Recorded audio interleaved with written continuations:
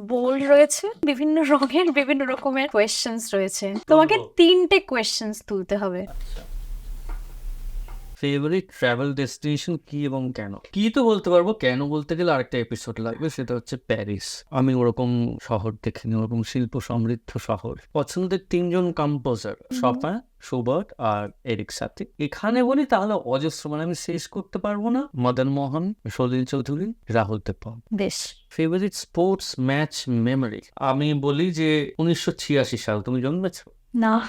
1986 বিশ্বকাপে আমরা রাত জেগে সাদা কালো টেলিভিশনে মারাদোনাকে খেলতে দেখেছিলাম। মাঝমাঠ থেকে অতজন ডিফেন্ডারকে কাটিয়ে একখানা গোল, ওইটা এখনো চোখ বন্ধ করলে একই রকম দেখতে পাই। সেই যে ওর ছবি ঘরে লাগলো, ওই দিন থেকে উনি ঈশ্বর হয়ে গেলেন। ফেভারিট স্পোর্টস ম্যাচ মেমোরি বললে বিশ্বকাপের সেই ম্যাচটা যেখানে মারাদোনা Let's talk